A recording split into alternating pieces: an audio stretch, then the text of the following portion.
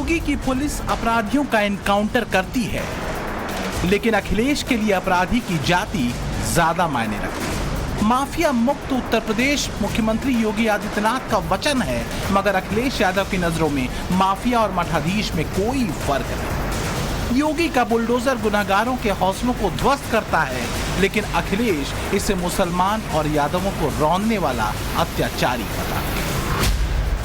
Encounter से लेकर mafia और बुलडोजर तक तीनों के लिए योगी आदित्यनाथ का अपना नियम और अखिलेश यादव की अपनी अलग ही परिभाषा। पीडीए परिवार के लोग 60 से लेकर 70% लोगों का एनकाउंटर हुआ है कि नहीं हुआ है?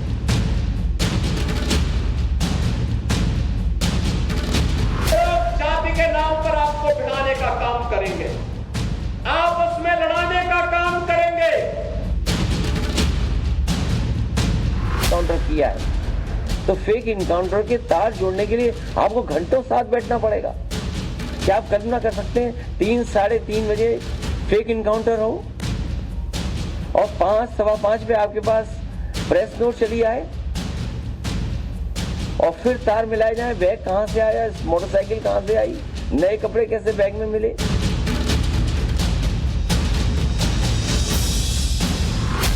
आप देखते होंगे जब उनके किसी एक माफिया साकृत को, किसी डकैत को जो पुलिस मुठभेड़ में मारा जाता है, जब मारा जाता है तो इनकी दुखती हुई नस पर जैसे पुलिस ने उंगली रख दी हो, तब ये चिल्लाने लगते हैं। मठाधीश और माफिया में कोई ज्यादा फर्क नहीं होता।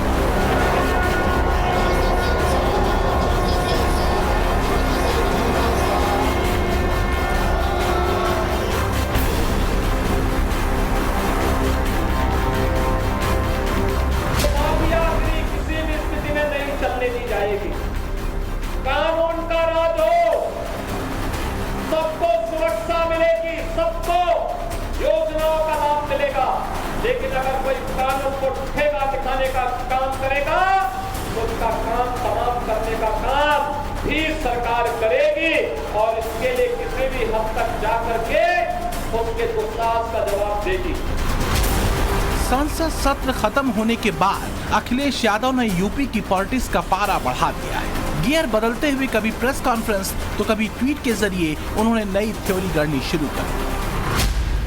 अखिलेश यादव बीते 1 महीने से बैक टू बैक मुख्यमंत्री योगी आदित्यनाथ पर पर्सनल अटैक कर रहे हैं, एनकाउंटर पर सवाल उठा रहे हैं, बुलडोजर का मुंह मोड़ देने का दम भर रहे हैं और इसके लिए एक्सपेरिमेंट का जरिया बनाया है पीडीए। सुल्तानपुर एनकाउंटर में मारे गए मंगेश यादव की फैमिली से अखिलेश यादव शुक्रवार को मुलाकात करेंगे और शनिवार को प्रेस कॉन्फ्रेंस के साथ हाजिर हो एनकाउंटर की टाइमिंग और पीड़ित परिवार की थ्योरी के साथ। कल पूरा परिवार मिला था और जो सरकार कह रही है कि एनकाउंटर हुआ है, परिवार के सदस्य बता रहे हैं कि रात को उठाया था उसको और 2 दिन बाद उसका एनकाउंटर हुआ है। तो कम से कम परिवार से वो सच्चाई जानने के लिए परिवार से मैं मिला था। इतना तो दिमाग रखते कि चप्पल पहन करके खून बहते हुए तस्वीर न खिंचवाते और फिर आप खुद स्वीकार कर रहे हैं कि मास्टरमाइंड कोई और था, मुख्य सरगना कोई और था। आप मास्टरमाइंड का क्यों नहीं एनकाउंटर किया? क्या वजह थी? क्योंकि आप सुन के वापस आ गए होंगे। कोई एसटीएफ से सवाल। यूपीए के एनकाउंटर में मारे गए अपराधियों का डेटा बताते हुए अखिलेश उसे पीडीए और नॉन पीडीए के साँचे में फिट करते हैं, मगर ये नहीं बताते कि मुस्लिम अपराधियों के बाद अगर एनकाउंटर में किसी जाति के ज्यादा अपराधी ढेर हुए तो टॉप 3 में ब्राह्मण और ठाकुर वर्ग से आते, उसके बाद जाट, गुर्जर और फिर यादव सरनेम वाले अपराधी। अखिलेश यादव की इसी जाति वाले एक्सपेरिमेंट को लेकर योगी पलटवार करने में पीछे नहीं। बड़े बड़े डकैत और अपराधी जब पकड़े जाते हैं वो कभी नहीं कहता साहब मैं इसमें दोषी हूं। वो अभी अंतिम दम तक, जब तक उसको प्रमाण नहीं दिखा दिया जाता है कि देखो भाई तुमने ये कृत्य किया, वो कहता साहब मैंने नहीं किया है। फिर उसको फुटेज दिखाए जाते हैं, अरे देखो ये सब क्या है, कहता हाँ साहब गलती हो गई, तो यही कैसे हो गया। 24 के चुनावी नतीजों में अखिलेश यादव की पार्टी के नंबर बढ़े। उसी के बाद से वो आंकड़ों पर ज्यादा जोर दे रहे हैं, जाति वाला नैरेटिव गढ़ रहे हैं, पीडीए वाला एक्सपेरिमेंट कर रहे हैं। मंगेश यादव की फैमिली के पहले अखिलेश यादव ने लखनऊ के गोमती नगर छेड़खानी कांड के आरोपी पवन यादव से मुलाकात की थी। अखिलेश ने वजह बताई थी कि यादव सरनेम की वजह से पवन यादव को टारगेट किया गया और अब वो मंगेश यादव एनकाउंटर पर सवाल उठा रहे हैं। अखिलेश यादव ये भ्रम फैलाने की कोशिश कर रहे हैं कि योगी आदित्यनाथ की सरकार में जानबूझकर यादवों का एनकाउंटर किया जा रहा है, जबकि बाबा की पुलिस ने एनकाउंटर्स के डाटा देकर अखिलेश यादव के सियासी मंसूबे पर पानी फेर दिया है। अखिलेश यादव को लगता है कि अगर जाति वाली थ्योरी बढ़ा चढ़ाकर पेश नहीं की गई तो 10 विधानसभा सीटों के उपचुनाव में नुकसान उठाना पड़ सकता है। 2027 के विधानसभा चुनाव का रिजल्ट मन माफिक पाने के लिए बहुत पापड़ बेलने पड़ सकते हैं। हालांकि अखिलेश इस फैक्ट को सामने नहीं रखते। उनकी सरकार के दौरान 40 अपराधियों को मारा गया, लेकिन फेक एनकाउंटर के बहुत ज्यादा मामले सामने आए और फिर फेक एनकाउंटर साबित होने पर तब अखिलेश सरकार को 13 करोड़ 23 लाख रुपए पीड़ित परिवारों को मुआवजे के तौर पर देने पड़े थे। मुआवजे की यह रकम उस वक्त देश में किसी भी स्टेट से बहुत ज्यादा थी। अखिलेश वोट की ताकत के बाद सत्ता से हटाए गए तो योगी ने जिम्मा संभाली और बदमाशों गैंगस्टरों से निपटने का उनका स्टाइल ऑपरेशन लंगड़ा खूब फेमस हुआ। हालांकि मौतों का आंकड़ा फिर भी इतना ज्यादा नहीं।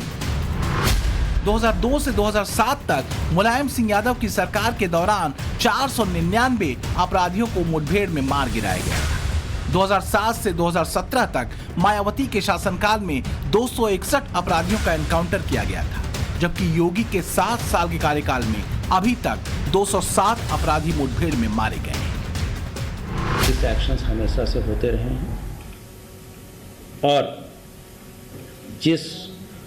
जहां भी गलती पाई जाती है, अगर किसी के द्वारा किसी व्यक्तिगत रंजिश में या पर्सनल लाभ के लिए अगर कोई गलत कार्रवाई की जाती है तो उसके लिए इतने चेक्स एंड बैलेंसेस हैं या आपकी नज़र इतनी पैनी है कि उससे कोई बच नहीं सकता।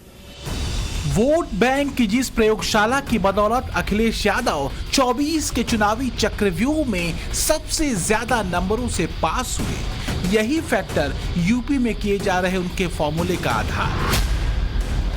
योगी के हिंदुत्व के मुकाबले अखिलेश पीडीए वाला दांव चल रहे हैं और इसी की कड़ी के तहत उन्होंने सांकेतिक शब्दों में मुख्यमंत्री योगी आदित्यनाथ पर सीधा हमला किया। माफिया और मठाधीश वाली तुलना। मुख्यमंत्री ने कहा है कि सपा और अखिलेश यादव अपराधियों में भी जादू पीडीए ढूंढ रहे हैं, क्या कहेंगे सर? अभी ताजा बयान है। मठाधीश और माफिया में कोई ज्यादा फर्क नहीं होता। अगर आप डिक्शनरी उठा के देख लो, भाई डिक्शनरी तो आपको भी उठा के देखनी पड़ेगी। तो जो हमारे साथी यहाँ पूछ रहे थे, बताओ उसमें पीडीए परिवार के लोगों के 60 से लेकर 70% लोगों का एनकाउंटर हुआ है कि नहीं हुआ?